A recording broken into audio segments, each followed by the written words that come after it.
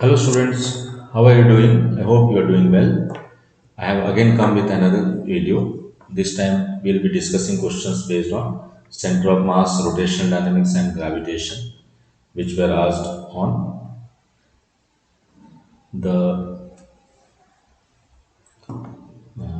what you call 2022 Neet. Let so starting the first question, you see two objects of mass 10 kg and 20 kg respectively are connected at the two ends of a rigid rod of length 10 meters with negligible mass. The distance of center of mass of the system. This is very simple, students. We have two objects. We'll take them as point objects of mass m1 and m2. Let us say for now, and they are separated by distance l. Okay. The center of mass, we have to find the distance of center of mass from one of the. So the usual formula says that if I take this as x-axis and this itself as the origin, this point object is placed at the origin, then the xcm is given by sigma mx upon sigma m. You all know this. So for the first it is m1 into 0. For the second it is m2 into L upon m1 plus m2. So which gives us m2 upon m1 plus m2 whole multiplied by L.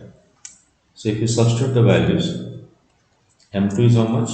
20 kilogram upon total mass is 30 kilogram into 10 meters. So 1 0 gets cancelled. So we have 20 by 3 meters. This is one method, student. The other method is, we know that the position of center of mass, in fact the distance of center of mass varies inversely as the mass. For 2-point mass system, the distance of center of mass from each mass varies inversely as the mass. So based on that, you can straight away arrive at this formula. How? You see. Now if I take R1 and R2 as the distances, then I can write R1 plus R2 is L and R1 upon R2 is equal to M2 by M1. So if you solve for R1 and R2, you'll get R1 as this. Moving on to the next question. A shell of mass M is at rest initially. It explodes into three fragments having masses in the ratio 2 is to 2 is to 1. If the fragments having equal mass fly off along mutually perpendicular directions with speed v, the speed of the third fragment is. Now this is also very simple, students. You have two different methods to solve this. One is the usual vector method, which is more suitable for, I guess, engineering students. They are more comfortable with maths. The other method is the method which doesn't involve the concept of I cap, j cap, k cap, unit vectors. I'll explain both the methods and it's up to you to keep whatever method you like. So I'll take the method which does not involve I cap, j cap, k cap. So here you see that altogether there are three fragments. Their masses are in the ratio of this. Okay. If the fragments having equal mass fly off mutually perpendicular with speed v, speed of the. Now student, always take the lowest mass as m, smallest mass as m. So the remaining masses will be 2m each. In other words, the initial mass of the bomb can be taken as, shell can be taken as 5m, 2m plus 2m plus m, 5m. So here comes the solution, you see. So initially the shell was at rest and then finally what happened is this. Two of the 2m masses, they fly off at right angles.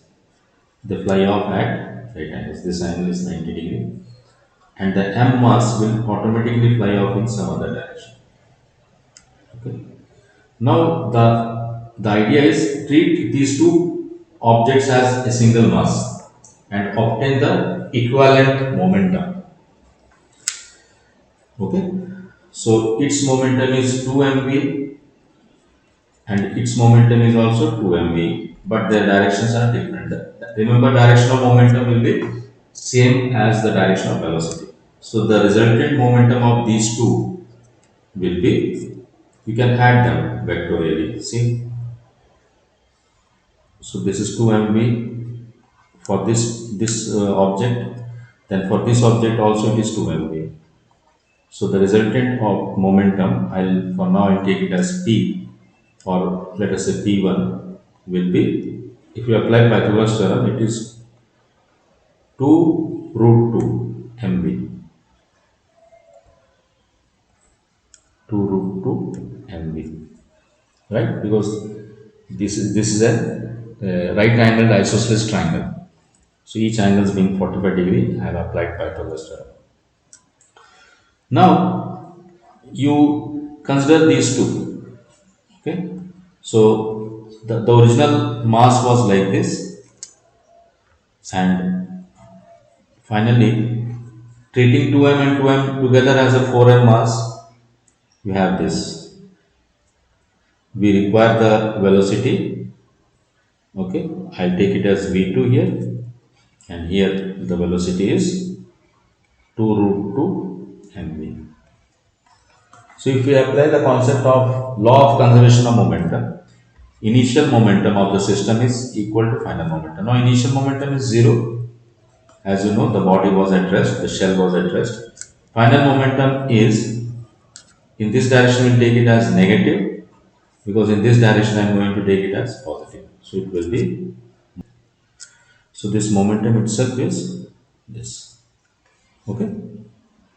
So 2 root 2 mv is the momentum of this.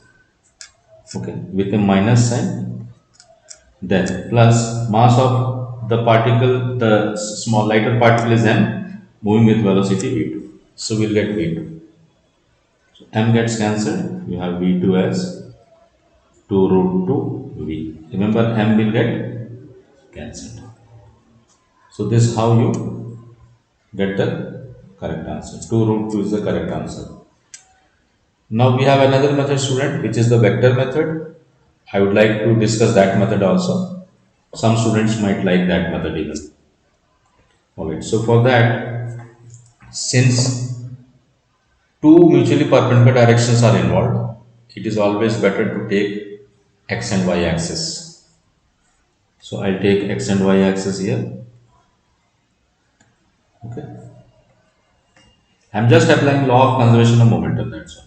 Now after the shell explodes, let one of the mass 2m mass move along negative x-axis with a speed v, and another 2m mass move along negative y-axis with a speed v.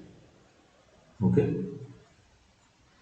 and let the required speed of small m mass be v dash. Now initial momentum is equal to final momentum vectorially. Initial momentum was 0 because the shell was at rest.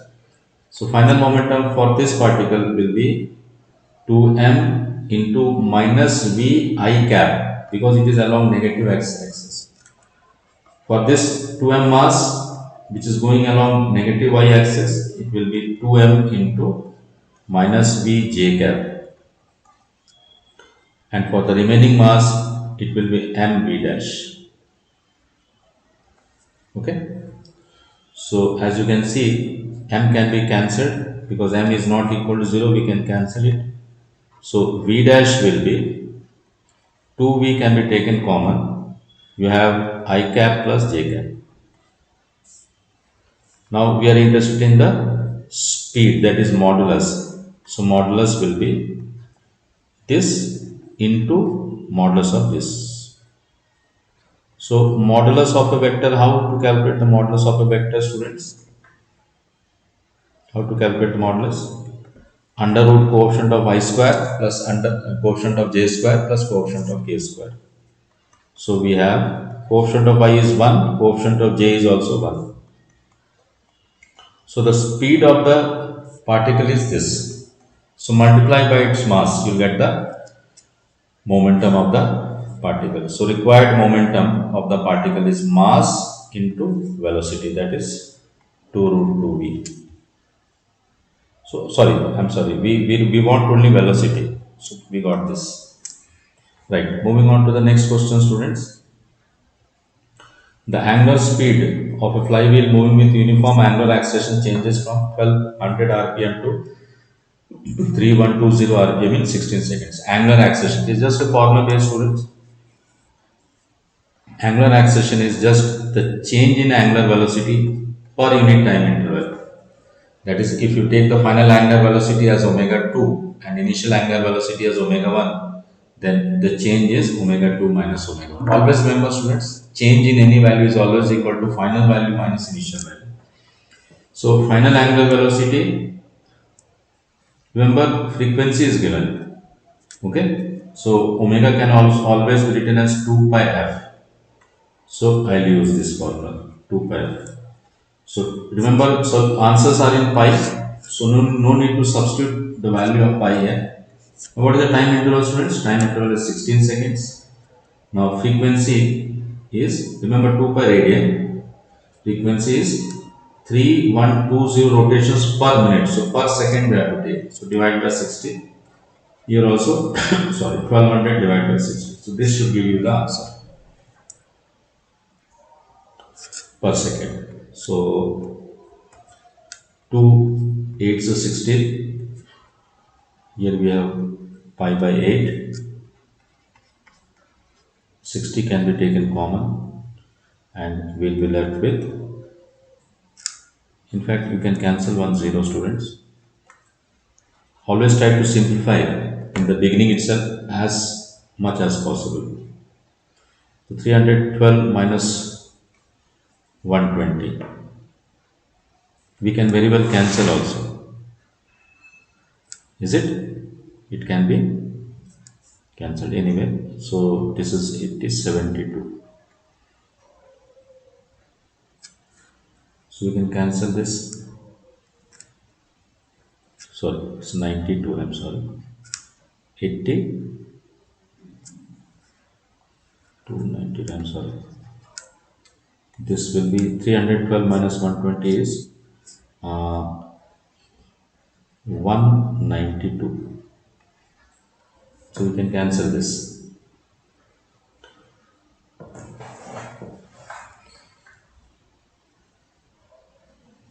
8 2s are 16, 8 4s are 32, 6 4s are. So finally we are left with 4 pi radian per second square. Moving on to the next question. The ratio of the radius of gyration of a thin uniform disk about an axis passing through its center and normal to its plane to the radius of gyration of the disk about its diameter is. Now students, always try to understand, whenever you have to find the radius of gyration, always you can have this moment of inertia of a body can always be equated to mass into square of radius of gyration. In other words, radius of gyration is nothing but the moment of inertia divided by mass and with square root. So the shortcut says, first write down the moment of formula for moment of inertia, then remove the mass because m will be in the numerator. So just remove it and whatever you are left with, just extract the square root. That's all. Again I am repeating. Write down the formula for moment of inertia. Certainly mass will be there in the numerator, mass of the body. Remove that mass and then whatever is left, you extract the square root. You get the radius of gyration. That's it. So here the object is a disk. So the object is a disk. So I'll draw a disk like object here. These are the axes. The initial axis is passing through its center and normal to its plane. This is the first axis. Initial axis, I'll take it as I1. So for the moment of inertia of this is, for a disk is mr square by 2. So therefore, radius of gyration will be, as I told you, remove the mass and extract the square root of whatever is left. Then, then the what you call axis is the diameter. So this is the diameter. I'll take this as I2. Now about a diameter, if you apply perpendicular axis theorem, then you must get mr square by 4. Moment of inertia of a disk about a diameter. So radius of gyration, corresponding radius of gyration is r by 2, because remove the mass and extract the square root of whatever is left. So required ratio is K1 by K2, which is equal to K1 is how much? R by root 2, whereas K2 is 2 by R. So you have root 2.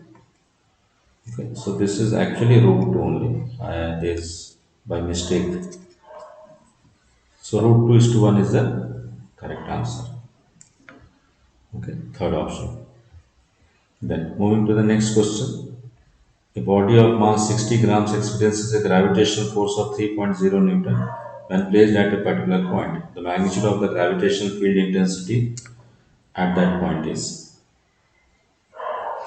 Now, students, it's very simple. It is simply based on the formula. Okay. So, gravitational field intensity at a point. Suppose this is a point. You place a mass m0 here. It will experience a gravitational pull Fg. Then the gravitational field intensity here is given by the force experienced, gravitational force experienced per unit mass kept at that point. So the force experienced is 3.0 Newton, whereas the mass is 60 gram. Okay, gram to be converted into kilogram, because the options are in Newton per kg. You can see Newton per kg. So we have 3 upon 6 into, here we will be left with 2 zeros. Sorry, 2 zeros will go up. Okay, so 3 2s are 100 by 2 is 50. So 50 is the answer. Then moving to the next question. Match list 1 with list 2. You can see list 1 has different physical quantities related to gravitation, whereas list 2 enumerates the corresponding dimensional formulas. So we have to match them.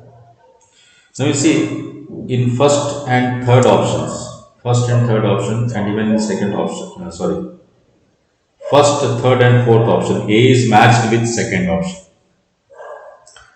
A is matched with second bit. So I don't think we should find A first. Okay, let us find B first. B is gravitational potential energy. Now, what will be the kind of energy? Energy is energy. So energy is always equal to force into displacement. So force will be ml t power minus 2 multiplied by m. So ml square t power minus 2. So B should be matched with fourth. So here B is matched with fourth. So either first or fourth option should be there, because it is these two options in which B has been matched with fourth. Now we'll try to match another physical quantity, C or D. Okay, so let us go with gravitational field intensity. It is nothing but the gravitational force experienced per unit mass.